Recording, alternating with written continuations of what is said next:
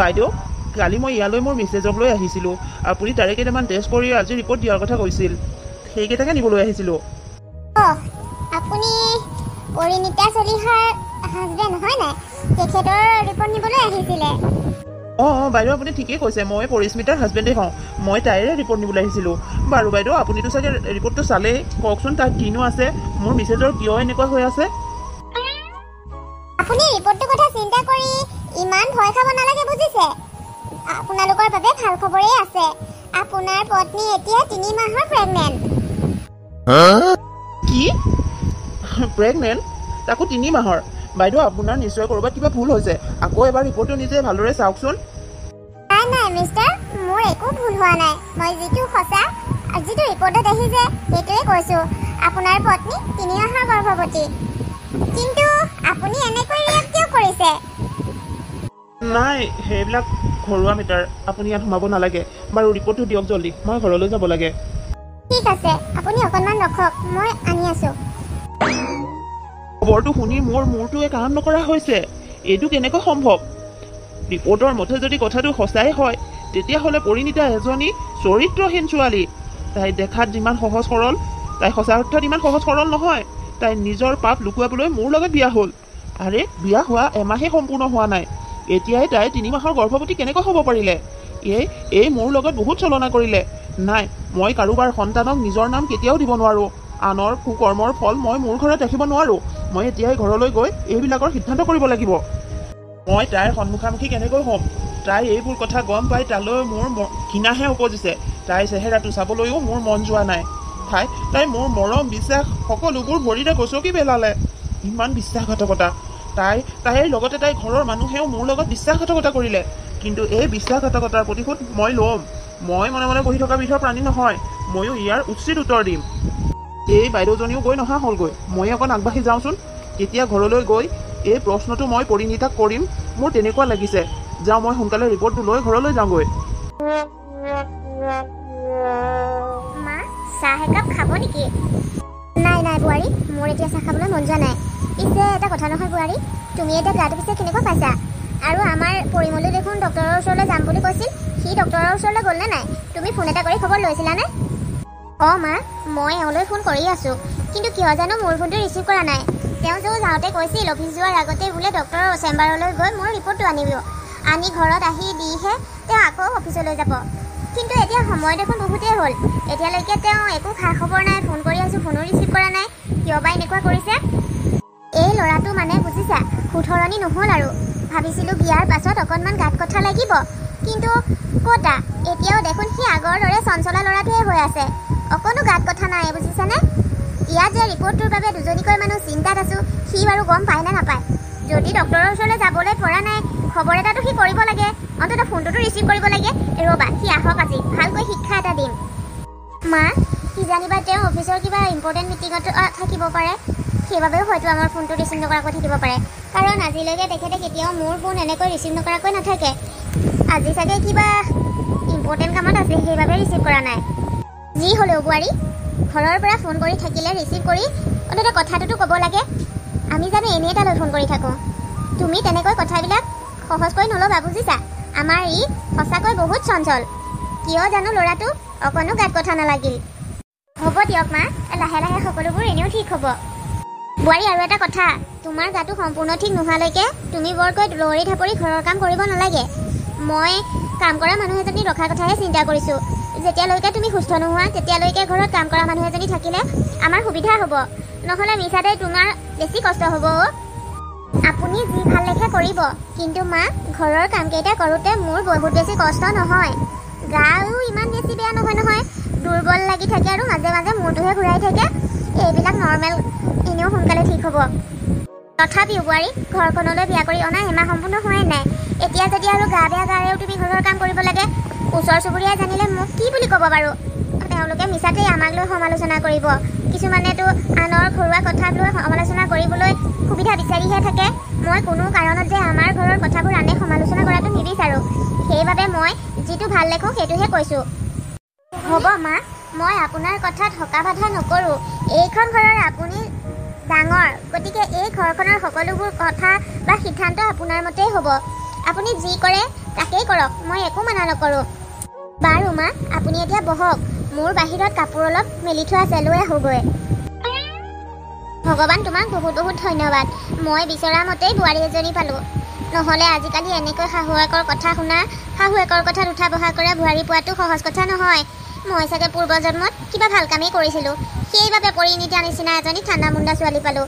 ঘৰখনত কাৰো আৰু নজৰ নালাগিলেই হ'ল আৰু পাই। আপোনাৰ আজি বাৰু কি হ'ল? অফিচৰ পৰা অহাৰে পৰা আপুনি মোৰ পৰা আঁতৰি আঁতৰি আছে, আৰু মোৰ এনেকুৱা লাগিছে যে আপুনি মোক কিবা এটা ক'ব বিচাৰিছে কিন্তু ক'ব পৰা নাই।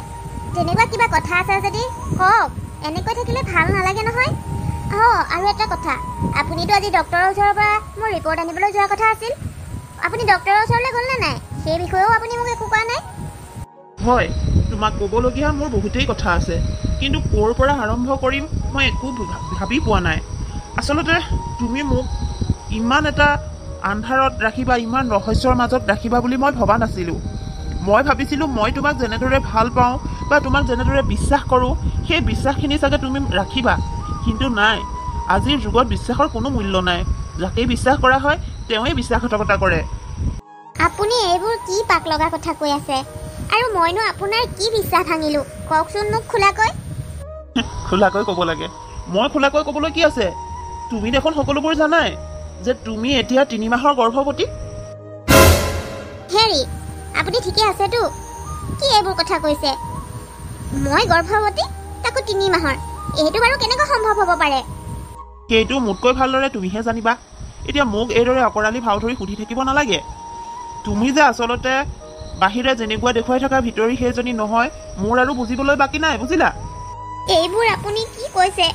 এইটো কেতিয়াও সম্ভৱ হ'বই নোৱাৰে, কাৰণ জীৱনত পোন প্ৰথমবাৰৰ বাবে আপোনাকেই মই ভাল পাইছোঁ, আপোনাৰ লগতেই কথা পাতিছোঁ।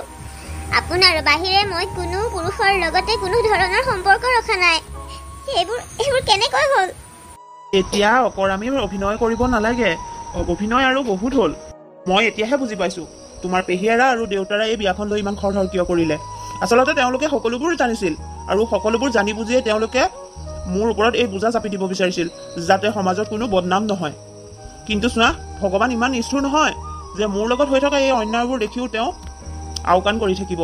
চোৱা, আজি সকলোবিলাক মোৰ সন্মুখত জল জল পট পট। আৰু তুমি নাভাবিবা ইমানখিনি হৈ যোৱাৰ পাছত মই আৰু এই সম্পৰ্কত বান্ধ খাই থাকিম বুলি। মানুহে কি ক'ব, বিয়াৰ এমাহ নহওঁতেই মোৰ পত্নী গৰ্ভৱতী হৈছে, তাকো 3 মাহৰ। নাই নাই, মই এইটো কেতিয়াও মানি ল'ব নোৱাৰোঁ। আনৰ পাপক মই মোৰ সন্তানৰ নাম কেতিয়াও দিব নোৱাৰোঁ। গতিকে আমি এই সম্পৰ্কটো বিচ্ছেদ কৰিব লাগিব।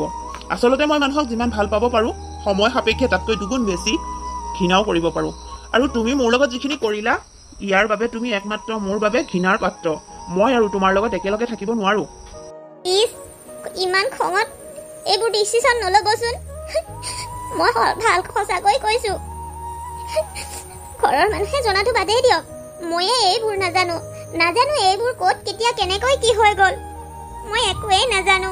মই সঁচাই কৈছোঁ, মই কোনো পুৰুষৰ লগতে সম্পৰ্ক ৰখা নাছিলোঁ, আৰু মই আপোনাৰ বিশ্বাসক লৈ কোনো খেলো খেলা নাছিলোঁ। আৰু এতিয়া যদি আপুনি বিবাহ বিচ্ছেদ কৰে, মোক মানুহে কি ক'ব? ঘৰত দেউতা আৰু পেহীয়ে বৰ কষ্ট পাব। মই তেওঁলোকৰ কষ্ট কেনেকৈ চাই থাকিম? আপুনি এনেকৈ সিদ্ধান্ত নল'ব। তুমি কি ভাবিছা?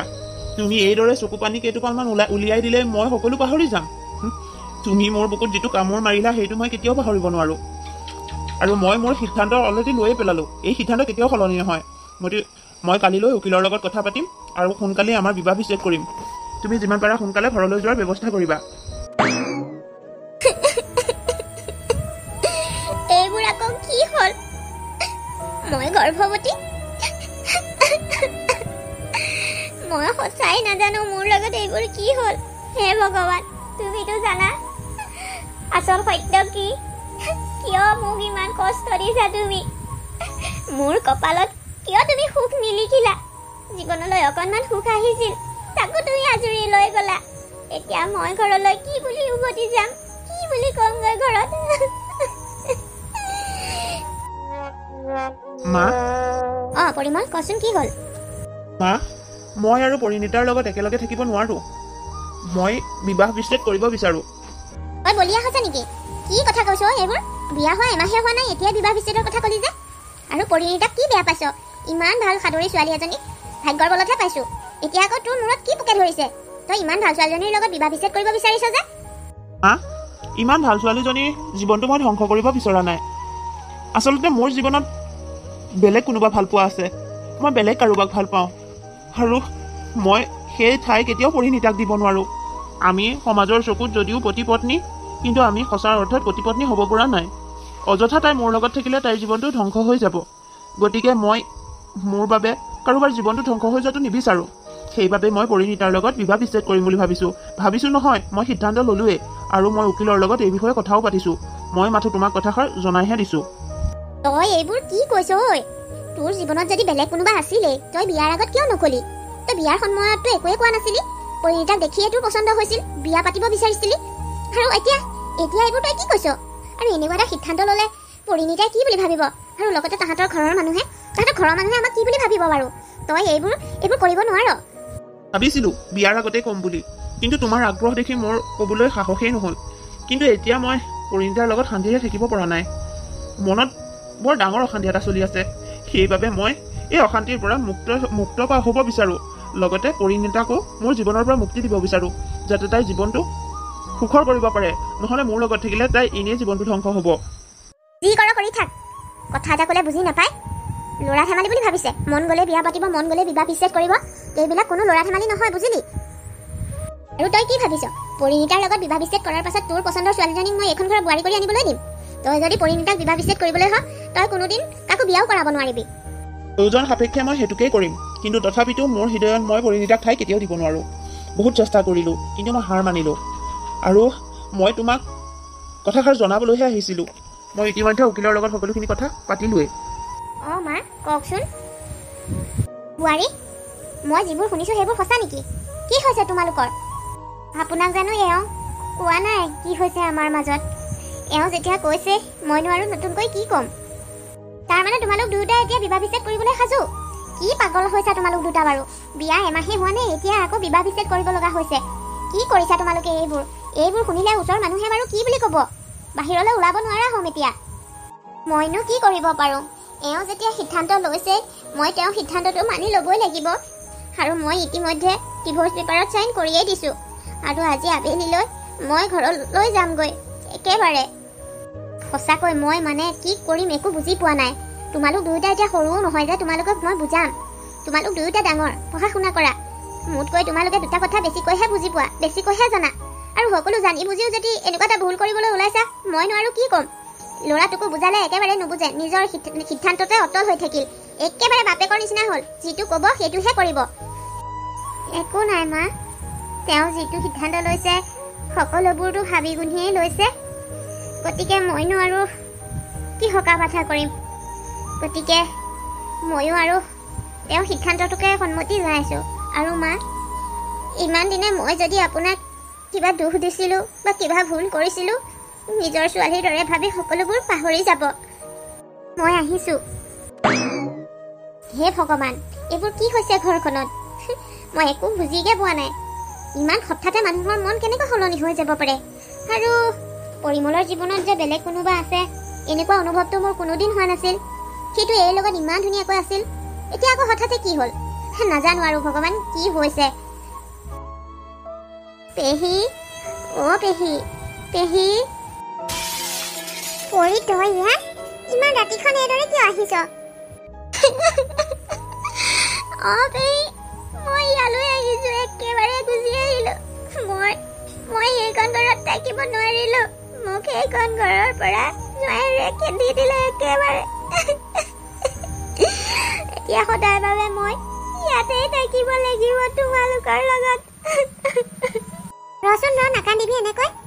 কচোন ক, কি হ'ল ভালদৰে ক।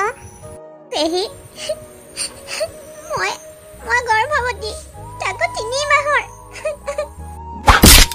মাৰা পেহী, যিমান মন সিমান মাৰা, কিন্তু মই কি কৰিম? ময়ো নাজানো মই কেনেকৈ গৰ্ভৱতী হলো। মোৰ লগত এইবোৰ কোনে কৰিলে মই একো নাজানো। এই এইবোৰ কেনেকৈ হ'ব পাৰে পৰি? তই এইবোৰ কি কথা কৈছ? তই গৰ্ভৱতী, বিয়াৰ এমাহ নহওঁতেই তই গৰ্ভৱতী হৈছ, তাকো 3 মাহৰ।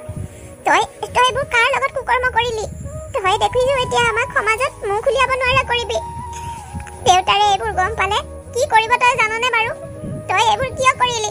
এইবোৰ কৰাৰ আগত এবাৰলৈ তই আমাৰ কথা বাৰু কিয় নাভাবিলি? নাজানো পেহী, এইবোৰ কেনেকৈ কি হ'ল। মই কৈছো নহয়, মই এইবোৰ একোৱে নাজানো। মোৰ লগত এইবোৰ কি হ'ল মই একোৱে নাজানো। বাৰু পেহী, দেউতা ঘৰত আছে নাই? মই দেউতাকো এই বিষয়ে কথাখিনি ক'বগৈ লাগিব। দাদা এতিয়া শুই আছে, আৰু তইতো ভালদৰে জান যে দাদা শোৱাৰ পাছত ইমানেই গভীৰ টোপনি যায় যে কোনোবাই জগাই থাকিলেও নাজানে। তই দেউতাক কিবা ক'ব বিচাৰিছ যদি ৰাতিপুৱাহে ক'ব পাৰিবি। এতিয়া বল ভিতৰলৈ। পেহী, তুমি মোৰ ওপৰত খং কৰি নাথাকিবা। মই সঁচাকৈ কৈছো, মই এইবোৰ কি হৈছে মই একোৱে বুজি পোৱা নাই। এইবোৰ কি হ'ল, কেনেকৈ হ'ল, ইয়াৰ সকলোবিলাক উলিয়াব লাগিব। তাৰ বাবে আমাক অকণমান সময়ো প্ৰয়োজন হ'ব। এইবোৰ আলোচনা ভিতৰত কৰিম। এতিয়া ভিতৰলৈ বল। এইদৰে বাহিৰৰ কানা কাটা কৰি থকা ওচৰৰ কোনোবাই দেখিলে তাকেই তিলটোকে তালটো কৰি গাঁৱত ৰজন জনাই দিব। গাঁওখনৰ পৰিৱেশ যে ভাল নহয় তই জানো নাজান? বল। আৰু এটা কথা, তোৰ ওপৰত মোৰো বিশ্বাস নথকা নহয়। মই জানো তই এনেকুৱা এটা কাম কেতিয়াও কৰিব নোৱাৰ। কোনোবাই তোৰ লগত এইবিলাক ষড়যন্ত্ৰ কৰিছে, কিন্তু চিন্তা নকৰিবি, তোৰ এই পেহীয়ে এতিয়াও জিন্দা আছে। গতিকে মই এইবিলাক সকলো ৰহস্য ফাদিল কৰিম। এতিয়া বল ভিতৰলৈ। ককাইদেউ মন্দিৰলৈকে আহিছিলে নে? পদুমী, মই সদায় এইকণ সময়ত মন্দিৰলৈকে আহোঁ। ককাইদেউ ঘৰত বাৰু সকলোবোৰ ঠিকে আছেনে? নিৰ্মালী গা চা কিবা বেয়া হৈছিল নেকি? কালি যোৱা ৰাতি কোনোবাই উচুপি কান্দি থকা যেন পালো। হেই, কি কৈছা এইবোৰ তুমি? কোনে কান্দিব আমাৰ ঘৰতো চুপি? আৰু নিৰ্মালী গাঁৱৰ সকলো ঠিকেই আছে। নিৰ্মালীয়ে তেনেকৈ কাৰোবাৰ লগত কাজিয়া পেচাল কৰিবলৈ ঘৰত আৰু বেলেগ কোনো মানুহো নাই। মই দিনটো ঘৰত নাথাকোৱে, ৰাতিহে ঘৰলৈ যাওঁ। আৰু তেনেকুৱা কিবা হোৱা হ'লেতো মই গম পালোহেঁতেন। মইতো ৰাতি ঘৰতে আছিলো। নাই, আপুনি কিবাহে শুনিলে। নাই, মই ভুলকৈ একো শুনা নাই। মই উচুপি কান্দি থকাৰ অনুমান পাই একেবাৰে আপোনালোকৰ ঘৰৰ কাষেই পালোগৈ। আৰু তেতিয়া গম পালো সেই উচুপনিটো আপোনালোকৰ ঘৰৰ পৰাই আহিছে। আৰু তেতিয়াই ভাবিছো আপোনালোকৰ ঘৰতনো মাইকী মানুহ আৰু কোন আছে? কান্দিছে যদি নিৰ্মালীয়ে হ'ব। আপুনি ঘৰত গৈ সুধিবচোন, তাই কিবা কষ্টও হ'ব পাৰে নহয়, কিবা মনৰ দুখতো কান্দিব পাৰে। গতিকে এবাৰ সুধি চোৱাটো ভাল। বাৰু দিয়া, মই এতিয়া গৈয়ে তেতিয়াহ'লে নিৰ্মালীক সুধিবগৈ লাগিব কিয়নো কান্দি আছিলে তাই। এইটো সুধা মানুহ নহয় দেই, কিমান কথা সলাব পাৰে। কেনেকৈ ঘৰখনৰ কথাবিলাক বাহিৰত নোলাওক তাকেই চিন্তা কৰি থাকে। মই হ'বলৈ কম, মই নিৰ্মালীয়ে উচুপি কান্দি থকা নিজ কাণেৰে শুনিছো। এতিয়া সি নহয় বুলি ক'লেই হ'ব। কেনেকৈ গাঁওখনত ভাল নাম এটা ওলাই থাকে সেইটোহে ভাবে। বদনামৰ ভয়ত ঘৰত কিবা এটা হ'লেও নকয়। মই হ'বলৈ কম, মোৰ লগত যিখিনি কৰি থৈছে মই পাহৰি যোৱা নাই। এতিয়া ময়ো তহঁতৰ ঘৰত কি হৈছে সকলোবোৰ উলিয়াব লাগিব। তেতিয়াহে গাঁৱৰ মানুহৰ লগত পাতিবলৈ কথাৰ টপিক এটা হ'ব। মই এইবিলাক সকলোবিলাক উলিয়াব লাগিব। নিৰ্মালী চাওঁ এইফালে আছোন। দাদা তই মন্দিৰৰ পৰা আহিলি নেকি? কচোন কিয় মাতিছিলি মোক? যোৱা ৰাতি তই ঘৰত উচুপি কান্দি আছিলি নেকি? উচুপি কান্দি আছিলো নেকি মানে? তই কেনেকৈ গম পালি? মন্দিৰৰ পৰা আহোঁতে পুদুমীক পালো। তাইহে মোক কৈছে বোলে কালি যোৱা ৰাতি আমাৰ ঘৰৰ পৰা উচুপি কান্দি থকা শুনা পাইছে। মই বোলো মইতো একো গম নাপাওঁ। আৰু ঘৰতনো উচুপি কান্দিবলৈ হ'লে আৰু কোন আছে? তইহে আছ। তই কচোন এতিয়া, তই যদি উচুপি কান্দি আছিলি, কিয় কান্দি আছিলি? তোৰ কিবা অসুবিধা হৈছে নেকি? অসুবিধা মানে? দাদা বহুত ডাঙৰ অসুবিধা এটাই হৈছে। মই যোৱা ৰাতি তোৰ বিচনালৈ গৈ তোক বহুতবাৰ মাতিলো। তই আৰু যিহে টোপনি যাৱ গমেই নাপাৱ।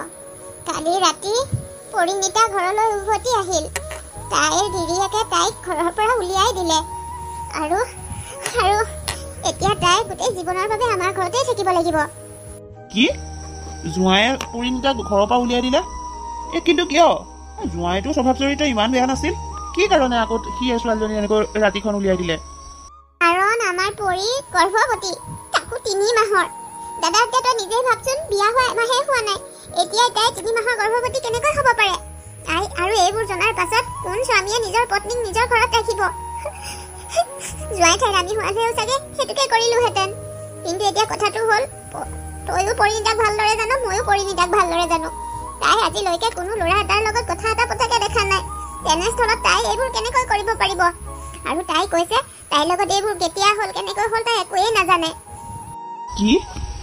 এইটো দেখোন বৰ আজব ঘটনা ঘটিছে। আৰু মই মোৰ ছোৱালীক ভালদৰে জানো। তাই এনেকুৱা কাম কেতিয়াও কৰিব নোৱাৰে। বিশেষকৈ মোৰ সন্মানত আঘাত লগা কাম কৰাইবলৈ তাই 100বাৰ চিন্তা কৰে।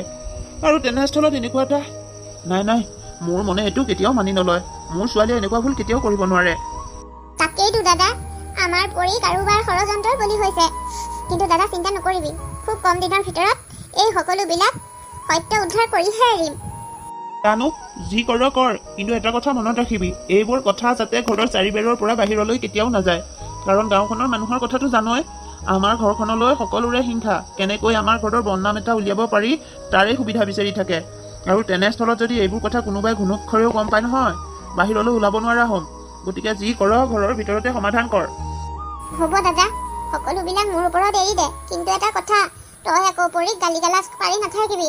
তাই ছোৱালীজনী একেবাৰেই ভাগি পৰিছে। এতিয়া তইও যদি তাইক গালি গালাজ কৰ, কেনেবাকৈ তাই ভুল পদক্ষেপ হাতত ল'লে বৰ ডাঙৰ কথা হ'ব। গতিকে তই তাইক একো নকবি। হ'ব, মোৰ কথা চিন্তা কৰিব নালাগে। মই যি কৈছো তহঁতে তাকেই ভালদৰে কৰ। নব, আপুনি আকৌ চিধাই যাহা কথা উলিয়াই নিদিব। এই ঘৰ মানুহৰ কথাবিলাক বৰ চালাকি। ফটককে পেটৰ কথা উলিয়াব নোৱাৰি। বহুত সাৱধানে কথা পাতিলেহে এহেঁতৰ পেটৰ কথা উলিয়াব পাৰিম। গতিকে কথাবোৰ ভাবি চিন্তি ক'ব আকৌ। আইঅ' পদুমি, থোৱা ৰূপাই, তুমি আৰু এতিয়া মোক চিনি পাবলৈ বাকী আছেনে? মই মানুহৰ পেটৰ কথা উলিওৱাত একদম পাকৈত। মোক শিকাব নালাগে কাৰ পেটৰ কথা কেনেদৰে উলিয়াব লাগে। মই ভালদৰে চিনি পাওঁ। ব'লা এতিয়া। নিৰ্মালী, নিৰ্মালী, আছনে? খুৰী বৰমা, আপোনালোক দুজনী আজি নহা মানুহ আহিলে একেবাৰে। আহক বহকহি। কি বুলিনো আহিম আৰু, তই আৰু আমাৰ বিলাকৰ ঘৰলৈ পাক এটাও নামাও। আমিনো কি বুলি আহিম, সেইবাবেই নাহোঁ। আজি আকৌ আহিবলৈ মন গ'ল, সেয়ে ভাবিলো যাওঁচোন, তোৰ খবৰ এটাকে কৰি আহোঁ। আই, ভালে আছ নহয়? আছো ভালেই। আপোনালোকৰ ভালেই নহয়? আমাৰ ভালেই। পিছে নিৰ্মালী, কালি ঘপক কৰে পৰিণীতাক দেখা যেন লাগিল। তাই আহিছে নেকি ঘৰলৈ? কালি আহিছিলে। অকলে আহিছিলে নে? পিছে ক'তনো অকলে আহিব ন, বিয়া হোৱা বেছি দিন হোৱাই নাই। এতিয়া আৰু অকলে আহিবনে? আৰু জোঁৱাইকো চাগে লগতে লৈয়ে আহিছিলে, হয়নে নহয়? নাই নব, জোঁৱাই অহা নাই। মই অকল পৰিণীতাকহে দেখিছিলো। তাকো একেবাৰে মন চন মাৰি আজলিজনী হৈ আছিল। নিৰ্মালী, কেনেবাকৈ তাইক আকৌ শহুৰেকৰ ঘৰত কষ্ট দিছে নেকি? কেনেবাকৈ অত্যাচাৰ কৰিছে নেকি বাৰু? তাই ইমান মন চন মাৰি থকা বিধৰ ছোৱালীটো নহয়। কচোন, কিবা হৈছে যদি তহঁতে যে তহঁতৰ ঘৰৰ একো এটা কথা আমাক নকয়। আমি আৰু তহঁতৰ ভালটোহে বিচাৰো। কিবা দুখ, কিবা সমস্যা হ'লে আমাকতো ক'ব পাৰ। নাই, আপোনালোকক তেনেকৈ ক'ব লগাকৈ তাই একোৰেই সমস্যা হোৱা নাই। তাই শাহুৱেকজনী বৰ মৰমীয়াল, বৰ সাদৰী। একেবাৰে আমাৰ পৰিক নিজৰ ছোৱালীৰ দৰেই ভাবে। আৰু জোঁৱাইৰ কথাটো ক'বই নালাগে। ইমান শান্তশিষ্ট স্বভাৱ চৰিত্ৰবোৰ, ভাল ভদ্ৰ, বৰ সাধি জোঁৱাই যেন পালো। কিন্তু পৰিয়ে মনটো মাৰি আছিল সঁচা। কি ক'ব আৰু, বিয়া হৈ প্ৰথম ঘৰলৈ আহিছিল, আকৌ আমাক এৰি যাবগৈ লাগিব যে, সেইবোৰ চিন্তা কৰিয়ে তাইৰ মনটো বেয়া লাগি আছিল। তাৰ বাহিৰে বেলেগ একোৱেই নাই। তাৰমানে তাই গ'লগৈ? প্ৰথম আহিছে, কেইদিনমান থকাকে আহিব লাগে। ইমান সোনকালে কিয় যাবগৈ লাগেনো? নাই বৰমা, তাই যোৱাগৈ নাই। তাই দুদিনমান থাকিব, খালি এতিয়াহে ঘৰত নাই। তাই অকণমান বজাৰৰ ফালে ওলাই গৈছে। তাৰমানে পৰিণীতা ঘৰত নায়েই। আমি আকৌ ভাবিছিলো তাই আহিছে যেতিয়া পাক এটা মাৰো, তাই নতুন ঘৰখনৰ বিষয়েও দুই এটা কথা সুধিম। এতিয়া তাই যদি নায়ে আৰু আমিনো থাকি কি কৰিম? আমিও যাওঁগৈ আৰু। ৰ'ব যায়ে নে? চাহ একাপ খাই যাওঁ। নালাগে, ইমান গেলা গৰমত চাহ সোপা নাখাওঁ। যাওঁ দে, পৰিণীতা আহিলে তাইক লগ পোৱাকৈ আহিম কেতিয়াবা। তহঁতক আৰু মোৰ চিনিবলৈ বাকী আছে হা? আমাৰ ঘৰতনো কি হৈছে তাৰ ভূ-বতং ল'বলৈকে যে তহঁত দুজনী আমাৰ ঘৰলৈ আহিছিলি, মই নাজানো বুলি ভাবিছ? কিবা এটা গম পাই গ'লে তেতিয়াহে গাঁৱত আলোচনা কৰিব পাৰিবি। তাইহঁতে আকৌ পৰিণীতাক মন মাৰি থকা দেখি খবৰ ল'বলৈ আহিছে। জানো নহয় কিমান সদ্ভাৱ লৈ আমাৰ ঘৰলৈ আহিছ। মই হ'বলা অকৰা, তহঁতক মই ভালদৰে চিনি পাওঁ। সেইবাবেকে পৰি ঘৰত আছিল যদিও নাই বুলিয়ে কৈ দিলো। এই পৰিজনীকো ঘৰৰ বাহিৰলৈ ওলাবলৈ মানাই কৰিব লাগিব। তাই ওলোৱা সোমোৱা কৰি থাকিলে ওচৰ চুবুৰীয়াই বৰকৈ চকু দি থাকিব। কেনেবাকৈ কোনোবাই ঠাট্টা মস্কৰা কৰা শুনিবলৈ পালে ছোৱালীজনীয়ে মনতে বৰ কষ্ট পাব। গতিকে তাইক ভিতৰতেহে ৰাখিব লাগিব। পৰি, তই শুৱাই নাই হ'বলা? উঠ বিচনাত উঠ, শুব লাগে। শুম পেহী, শুম। পিছে পেহী, ঘৰলৈ বাৰু দেউতা আহিলে নে নাই? ইয়ালৈ অহাৰ পৰাই দেখিছো দেউতাই মোৰ লগত কথা এষাৰো নাপাতে। কিন্তু মই কি কৰিম? মইতো কৰোঁ বুলি একো ভুল কৰা নাই। মই নাজানো মোৰ লগত এইবোৰ কি হ'ল, কিয় হ'ল। কিন্তু মই যে কাৰোবাৰ ষড়যন্ত্ৰ বলি হৈছো সেইটো মই ভালদৰেই জানো। সেই সকলোবিলাক উলিয়াব লাগিব। কিন্তু তেতিয়ালৈকে তই অকণমান সাহসী হ'ব লাগিব। আৰু দাদাৰ কথা কি কবি, সি আৰু এইবোৰ কথা শুনি মনতে বৰ কষ্ট পাইছে। আগতে দিনটো বাহিৰত থাকিলেও ৰাতি ঘৰলৈ আহিছিল, আজিকালি সি ৰাতিও বাহিৰতে থকা হৈছে। হ'ব, তই সেইবোৰ চিন্তা নকৰিবি, সময়ত সকলোবোৰ ঠিক হৈ যাব। এতিয়া শুই থাক। পেহী, আজি পদুমী খুৰীহঁতো আহিছিল নেকি? সেইজনী কথা কিনো কবি আৰু, দুটকীয়া নাৰদহে তাই। গাঁৱৰ আৰ কথা তাৰ লগাবগৈ, গাঁৱৰ কাৰোবাৰ ঘৰ কিবা কথা এটা পালেগে সেইটোকে আলোচনা কৰি ফুৰিব। এতিয়া আমাৰ ঘৰলৈকো আহিছিল তেনেকুৱা আলোচনা কৰিবলগীয়া কিবা কথা পাম বুলি, কিন্তু মই জানো কম? মই তই নাই বুলিয়ে কৈ দিলো। আৰু এটা কথা, তই বৰকৈ বাহিৰলৈ ওলাই সোমাই কৰি নাথাকিবি। সেইকেইজনীয়ে আমাৰ ঘৰৰ ওপৰত ভাল চকু ৰাখিছে, গতিকে তই যিমান পাৰ ভিতৰতেই থাকিবি। কিন্তু কিমান দিন পেহী, মই কিমান দিন ভিতৰতে থাকিব পাৰিম?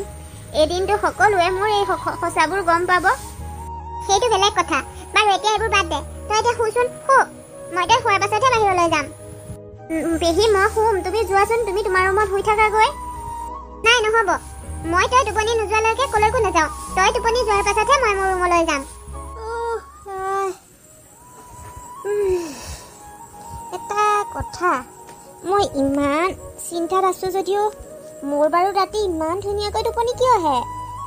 এনেকুৱা লাগে যেন মোৰ কোনো চিন্তাই নাই, ইমান গভীৰ টোপনি আহে। আৰু ৰাতিপুৱা শুই উঠি গাটো দেখোন বেলেগ অনুভৱ হয়। আচলতে মোৰ লগত কি হৈছে বাৰু? আৰু মই আৰু এটা কথা লক্ষ্য কৰিছোঁ, আজিকালি পেহীয়ে মই টোপনি নোযোৱালৈকে কিয় মোৰ ৰুমৰ পৰা নাযায়? মই টোপনি যোৱাৰ পাছতহে পেহী মোৰ ৰুমৰ পৰা ওলাই যায়। নাই, মোৰ লগত যিবোৰ ঘটি আছে সেইবোৰৰ পাছত আৰু মই কাকোৱে বিশ্বাসত ল'ব নোৱাৰোঁ। কেনেবাকৈ পেহীয়ে মোৰ লগত আজি মই ইয়াৰো উত্তৰ উলিয়াব লাগিব। সদায় আনৰ ওপৰত ভৰসা কৰি থাকিলে নহ'ব।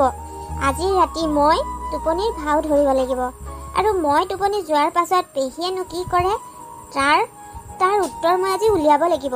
মোৰ লাহে লাহে পেহী কাম কাজৰ ওপৰতো সন্দেহে হৈছে।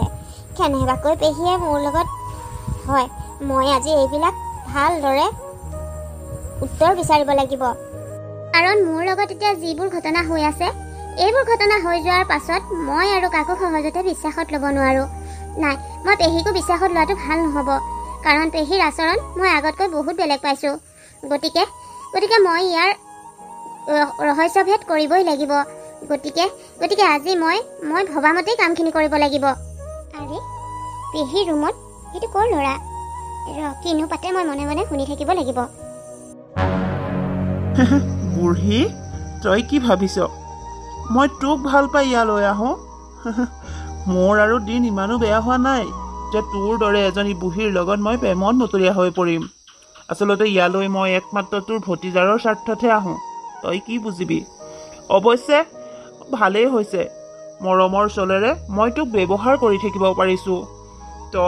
তই মোক লগ কৰিবলৈকে ককায়েৰ আৰু ভতিজাৰৰ খাদ্যত টোপনি এখন মিলাই তাহাঁতক গভীৰ টোপনিত যোৱাই দিয়, আৰু তাৰ পাছত ময়ো যে তোৰ লগত কি কৰোঁ তই জান। তই আৰু এনেকৈয়ে থাক, তোৰ বাবেই মোৰ স্বাৰ্থ সিদ্ধি হৈ আছে। মোৰ স্বাৰ্থ পূৰণ হৈ থকালৈকে মই তোৰ লগত সদায় এইদৰেই থাকিম। এতিয়া তই শুই থাক বুঢ়ী, মই তোৰ ওচৰলৈ অহা নাই নহয়। তোৰ ওচৰলৈ অহাটো এটা মোৰ বাহানাহে মাথো। মই তহঁতৰ ঘৰখনত কি কৰি আছো কোনেও গমেই নাপায়, আনকি তইও গম নাপা। তই ভাব মই তোৰ প্ৰেমত মতলীয়া হৈ তোক লগ কৰিবলৈ ইয়ালৈ আহোঁ। নাই, মই তোৰ ওচৰলৈ নাহোঁ। প্ৰকৃততে মোৰ মনত তোৰ প্ৰতি অকণমান ভাল ভাবো নাই। মই ইয়ালৈ মাত্ৰ তোৰ ভতিজাৰৰ স্বাৰ্থতে আহোঁ, বুজিলি? মই এতিয়াহে বুজিলোঁ মোৰ লগত আচলতে কি হৈছিল। এইটোৱে মোৰ অপৰাধী। তোক মই সোধাই নাৰো। পিছে এতিয়া ই মোৰ ৰুমলৈকে যাব, গতিকে মই মোৰ ৰুমলৈ গৈ মই বাথৰুমত সোমাই থাকোঁগৈ আৰু বিচনাখনত গাৰু এটাকে শুৱাই থওঁগৈ। যাওঁ, ই নহ'লে মোৰ ওপৰত আকৌ জঁপিয়াই পৰিব। বুঢ়ী, তই শুই থাক দেই। পেহী, তুমি মোৰ ৰুমলৈকে আহিলা ভালেই হ'ল। মই তোমাক মাতিম বুলিয়ে ভাবিছিলোঁ, তোমাৰ লগত মোৰ কিছুমান কথা আছে। পৰিণীতা, ময়ো আজি তোক মোৰ কিছুমান মনৰ গোপন কথা ক'ম বুলিহে ইয়ালৈ আহিছোঁ। আগতো বহুবাৰ চেষ্টা কৰিছোঁ মোৰ মনৰ কথাবোৰ তোৰ সন্মুখত খুলি ক'বলৈ, কিন্তু নাই, মই সাহস গোটাব পৰা নাছিলোঁ। আজি মনত বহুত সাহস গোটাই তোক মই মোৰ মনৰ কথা খুলি ক'বলৈ আহিছোঁ। ঠিক আছে পেহী, তেতিয়াহ'লে প্ৰথমে তুমি তোমাৰ মনৰ কথাখিনি মোৰ সন্মুখত কৈ লোৱা, তাৰ পাছত মই মোৰ কথাখিনি ক'ম। পৰী, তই জানো জান মোৰ অতীতৰ জীৱনত কি হৈছিল আৰু কিয় মই অকালতে বিধৱা হৈ এইদৰে ঘৰত থাকিবহিলগীয়া হৈছিল? আৰু তয়ো চাগে এইটোও মনতে ভাব মই দাদাক কিয় ভালদৰে মাত বোল নকৰোঁ। মইতো ভালদৰে মাত বোল নকৰোঁৱেই, আৰু তোকো মই দাদাৰ পৰা কিয় আঁতৰাই ৰাখোঁ। পৰী, আজি তোক মই মোৰ অতীতৰ জীৱনৰ সকলোবোৰ কথা খুলি ক'বলৈ আহিছোঁ। পৰী, মই অকালতে বিধৱা হোৱাৰ একমাত্ৰ কাৰণ তোৰ বাপে, মানে মোৰ দাদা। মোৰ দাদাৰ বাবেই মই অকালতেই বিধৱা হ'ব লগা হ'ল আৰু সদায় এইদৰে অকলশৰে জীৱনটো পাৰ কৰিব লগা হ'ল। এটা সময়ত দাদাক মই বহুতেই মৰম কৰিছিলোঁ আৰু ময়ো দাদাৰ একদম মৰমৰ ভনীয়েক আছিলোঁ। দাদাই মোক বহুত মৰম কৰিছিল, কিন্তু মৰম কৰিলে কি হ'ব, সিয়ে মোৰ জীৱনটো ধ্বংস কৰি পেলালে। মই গাঁৱৰে এটা ল'ৰাক ভাল পাইছিলোঁ জাননে, বহুত ভাল পাইছিলোঁ, আৰু সিও মোক বহুত ভাল পাইছিল। কিন্তু সেই কথাষাৰ ঘৰত যেতিয়া গম পালে, মাহঁতে হুলস্থুল কৰিছিল। কিন্তু মা আৰু দেউতাক মই মনাইছিলোঁ যাতে মোক গাঁৱৰ ল'ৰাটোৰ লগত বিয়া দিয়ে। কিন্তু দাদাই কোনো পধ্যেই আমাৰ সম্পৰ্কটো মানি নল'লে। দাদাৰ আকুৰগুজ স্বভাৱৰ বাবে মই মোৰ ভাল পোৱা ত্যাগ কৰিব লগা হ'ল আৰু দাদাৰ পচন্দ মতেই দাদাৰ বন্ধু এজনৰ লগত বিয়া হ'ব লগা হ'ল। বন্ধুজন মোতকৈ বয়সত বহুত ডাঙৰ আৰু মদপি আছিল। সদায় ৰাতি মদ খাই আহি মোক মাৰপিট কৰিছিল। তেওঁ এনেকুৱা পৰ্যায়লৈকে মদ খাইছিল যে তেওঁ মদে এফালৰ পৰা খাই আনিছিল। শেষত তেওঁ মৃত্যুক আঁকোৱালি ল'ব লগা হ'ল আৰু মই বিধৱা হৈ পৰিলোঁ। দাদাক মই ইমানকৈ বুজাইছিলোঁ যে মই গাঁৱৰ ল'ৰাটোক বহুত বেছি ভাল পাওঁ আৰু তাৰ অবিহনে মই বেলেগৰ লগত বিয়া সোমাবও নোৱাৰোঁ। কিন্তু নাই, দাদাই মোৰ কথা নুশুনিলে, কাৰণ মই ভাল পোৱা ল'ৰাটো আমাতকৈ বহুত বেছি দুখীয়া আছিল। সেইবাবে দাদাই ধন টকা পইচা চাই লগৰ বন্ধু এজনলৈ বিয়া দিলে। দাদাই যদি মোৰ কথা মানি মই ভাল পোৱা ল'ৰাটোৰ লগত বিয়া পাতি দিলে হয়, তেতিয়াহ'লে আজি মোৰ এখন সুখৰ সংসাৰ হ'লহেঁতেন। কিন্তু নাই, মোৰ সকলো আশা সপোন ছাৰখাৰ কৰি দিলে দাদাই। আৰু সেইবাবে ময়ো তোক দাদাৰ লগত বৰকৈ থাকিবলৈ নিদিওঁ, কাৰণ দাদাই মৰমেৰে তোক ইমানেই বশ কৰি পেলাব যে তই দাদাৰ কোনো কথা না কৰিব নোৱাৰ। অৱশেষত তোৰো মোৰ দৰেই গতি হ'ব। সেইবাবে মই তোক দাদাৰ পৰা আঁতৰাই ৰাখিছিলোঁ আৰু লাহে লাহে মোৰ দাদাৰ প্ৰতি মনত প্ৰতিশোধৰ ভাৱ লাগি উঠিছিল। আৰু সেইবাবে তহঁতৰ অজ্ঞাতেই মই গাঁৱৰ এটা মোতকৈ বয়সত সৰু ল'ৰাৰ লগত অবৈধ সম্পৰ্কত আছোঁ। সি প্ৰায়ে ৰাতি মোক লগ কৰিবলৈ আহে আৰু ময়ো তাক লগ কৰাৰ বাবে সদায় ৰাতি তহঁতৰ খাদ্যত টোপনি অকণ মিলাই দিওঁ, যাতে তহঁতৰ টোপনিত থাকি এইবোৰ কথা একো গম নাপাওঁ। পেহী, মই সঠিক ৰহস্যটো এতিয়াহে বুজি পাইছোঁ। তুমি মোক কালি টোপনি বুলি এৰি গৈছিলা, কিন্তু মই প্ৰকৃততে টোপনি যোৱা নাছিলোঁ, টোপনিৰ অভিনয়হে কৰি আছিলোঁ। তুমি মোৰ ৰুমৰ পৰা যোৱাৰ পাছত তোমাৰ ৰুমলৈ কোনোবা অহা যেন অনুমান পাই মই উঠি গৈছিলোঁ। আৰু তেতিয়া মই কি শুনিছিলোঁ জানা? তুমি যিটো ল'ৰাক মাতিছিলা, সেই ল'ৰাটোৱে তোমাক অচেতন কৰি কৈ আছিল যে তোমাৰ বাবে সিয়ালৈ নাহে, সি একমাত্ৰ মোৰ বাবেহে আহে। আৰু পেহী, মোৰ যে গৰ্ভত আছে এই সন্তানটোৰ বাপেক সিয়েই হয়। সিয়েই মোৰ লগত এইখিনি কৰিলে। পেহী, তুমি দেউতাৰ প্ৰতিশোধ ল'ব নোৱাৰিলা ঠিকেই, কিন্তু মোৰ ওপৰত প্ৰতিশোধ ভালকৈয়ে ল'লা। তোমাৰ দৰে মোকো ঘৰতে থাকিবলৈ বাধ্য কৰি দিলা পেহী। মই ভবা নাছিলোঁ তুমিও যে মোৰ লগত এনেকুৱা কৰিবা। তোমাৰ বাবে মোৰ সংসাৰখনো ভাগি থাকিল। তই এইবোৰ কি কৈছ? এইটো কেতিয়াও হ'ব নোৱাৰে। সি মোৰ লগত ইমান বিশ্বাসঘাতকতা কৰিব নোৱাৰে। পেহী, মই সকলোখিনি নিজ কাণেৰে শুনিছোঁ। নিজ কাণেৰে শুনাৰ পাছত মই বাৰু কেনেকৈ তোমাৰ কথাবোৰ সঁচা বুলি মানি লওঁ কোৱা? সি নিজেই সকলোখিনি কথা কৈ আছিল আৰু মই মনত লুকাই সকলোবোৰ শুনি আছিলোঁ। তোমাক অচেতন কৰি সি মোৰ ৰুমলৈকো আহিছিল আৰু মই সি অহাৰ গম পাই মই মোৰ বাথৰুমত সোমাই থাকিলোঁ। সি মোক ৰুমত বিচাৰি নাপাই ফুফনি মাৰি গুচি গ'ল।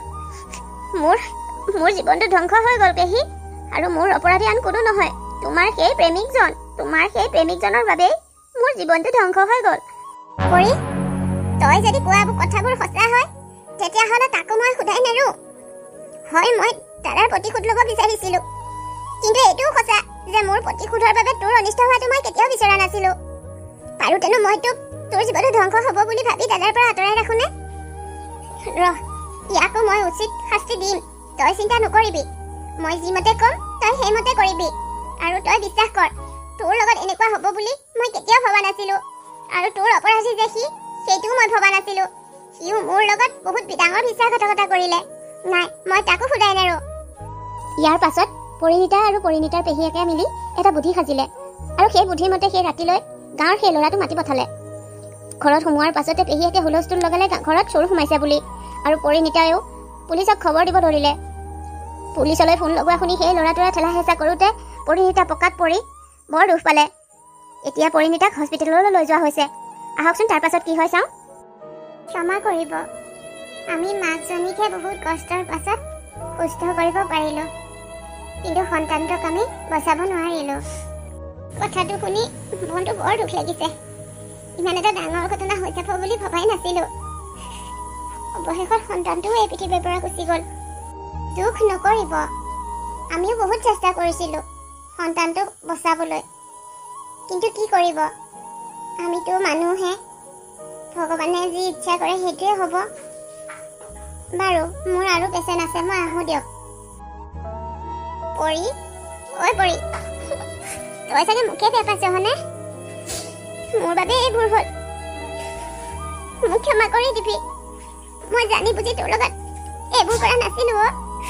মই বিচৰা নাছিলোঁ তোৰ সন্তানটো এইদৰে পেটতে মৰাটো, কিন্তু যিটো মোক ভবা নাছিলোঁ সেইবোৰেই দেখোন হৈ গ'ল। পেহী, দুখ নকৰিবাচোন, মই বেয়া পোৱা নাই।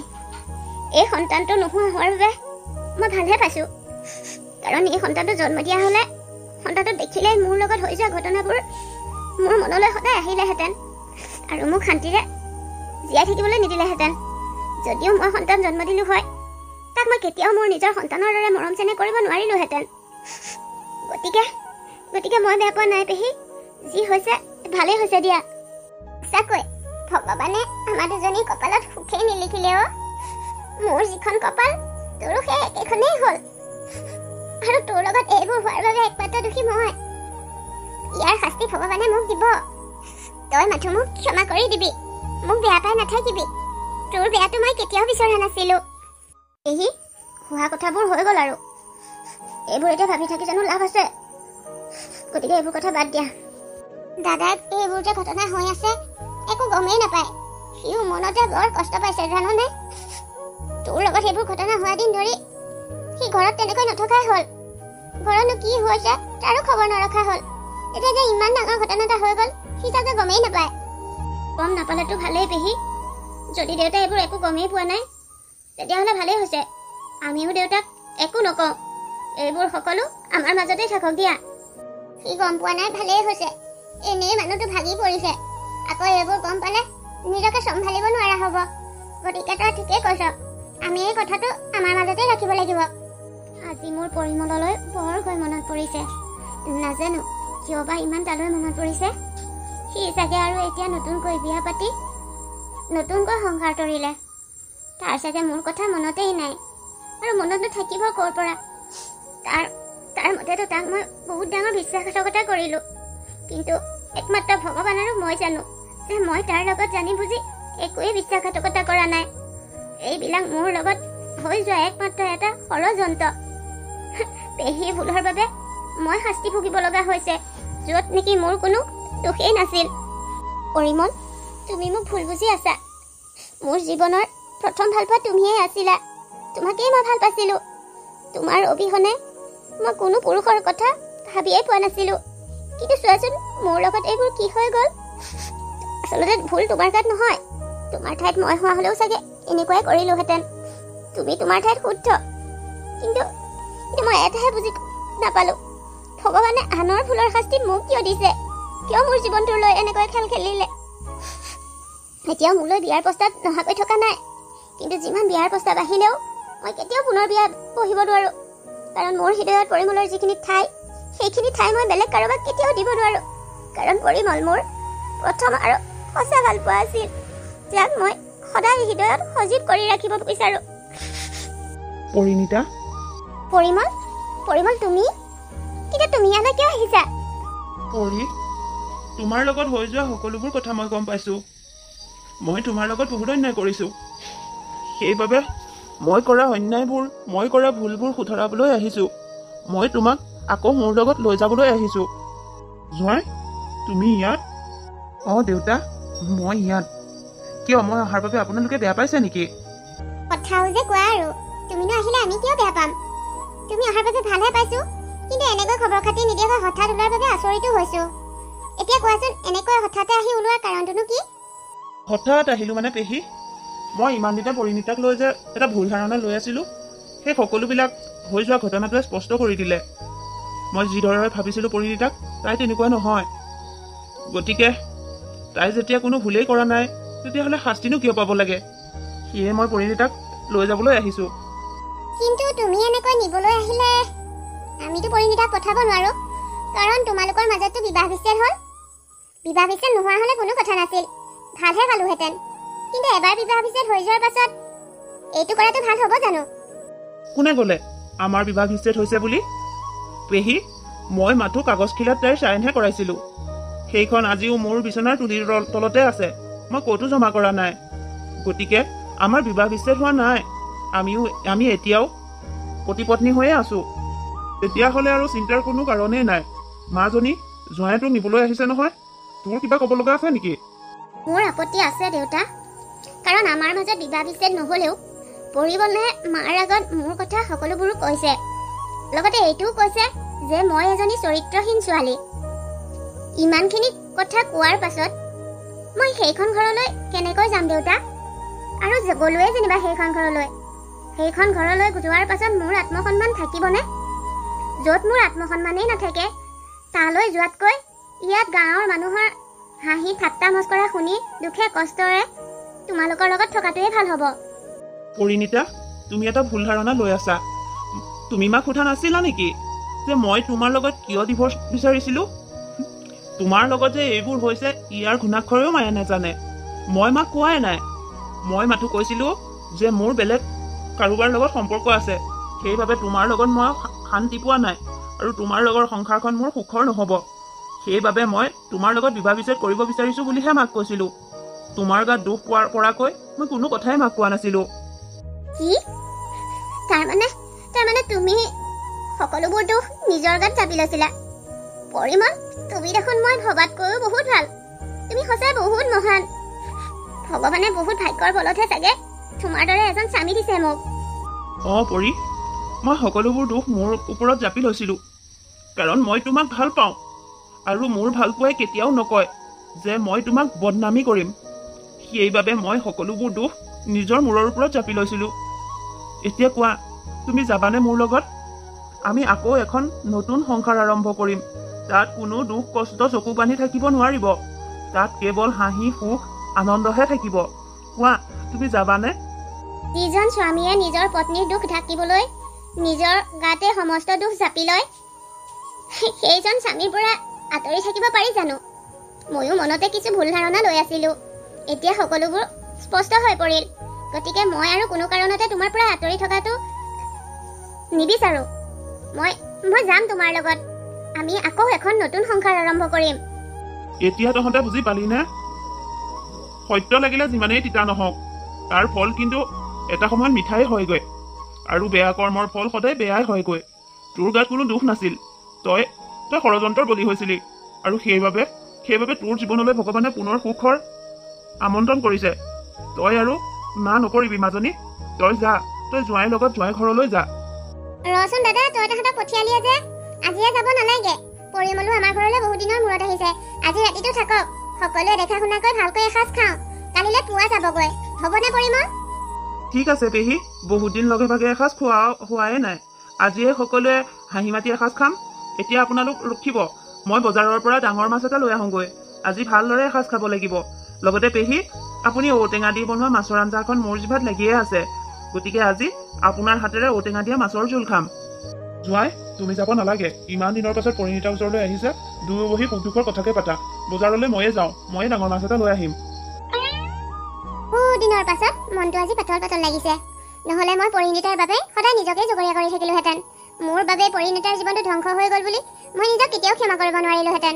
অৱশেষত ভগৱানে মোৰ প্ৰাৰ্থনাটো শুনিলে, পৰিণীতাৰ জীৱনলৈ পুনৰ সুখ কঢ়িয়াই আনিলে।